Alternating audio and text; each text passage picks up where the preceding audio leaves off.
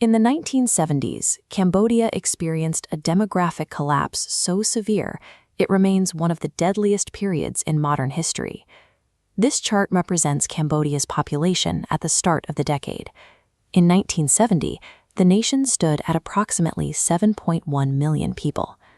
Over the next 10 years, a combination of war, famine, and state-sponsored mass murder wiped out roughly 4 million people. Geopolitical intervention from abroad sparked a chain reaction that ultimately drove Cambodia toward this massive demographic loss. During the 1960s, Cambodia was led by Prince Norodom Sihanouk. He maintained a delicate balancing act to keep his country neutral while global powers clashed all around him.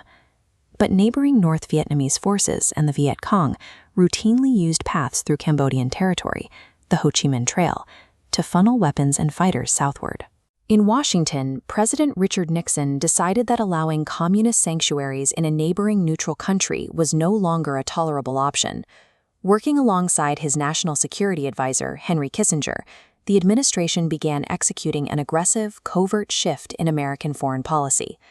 Violating the borders of a neutral nation to solve a tactical problem in Vietnam introduced a volatile new variable into Cambodia's internal politics.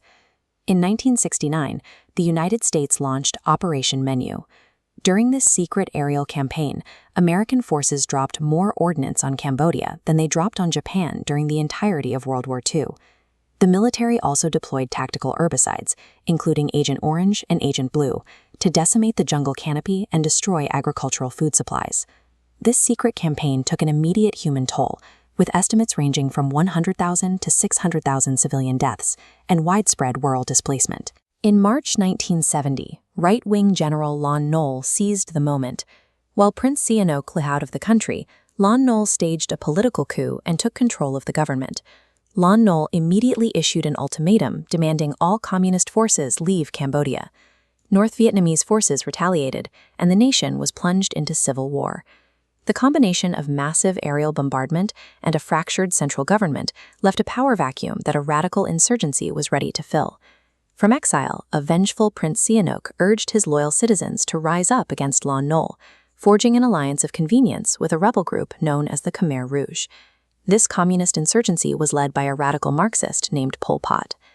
The combination of a royal endorsement and intense fury over the American bombings drove thousands of displaced peasants directly into the insurgency. This chart of their troop numbers illustrates the growth. The Khmer Rouge's ranks exploding from a mere 6,000 fighters into a massive army of 50,000. With these numbers, the Khmer Rouge captured Phnom Penh in April 1975, causing neighboring Thailand to panic and seal its borders. An American intervention designed to halt the spread of communism had accelerated the takeover by the region's most extreme communist faction. Pol Pot declared Year Zero, emptying cities and abolishing currency to force society into a brutal agrarian utopia. The regime systematically executed the educated and anyone perceived as a threat to this new society. Inside the killing fields, roughly 2 million Cambodians died from execution, starvation, and forced labor. For 4 years, the population endured profound desperation, completely isolated from the outside world. This specific tragedy remains horrifying because it was a genocide committed by a government against its own people in the name of total social purity. Pol Pot's regime was ultimately toppled in 1979 by an invasion from neighboring Vietnam that finally pushed the Khmer Rouge back into the jungle. The decade reveals a tragic paradox.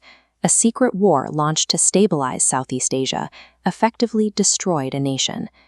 Cambodia's decade of destruction illustrates the catastrophic cost of turning a neutral nation into a staging ground for a proxy war.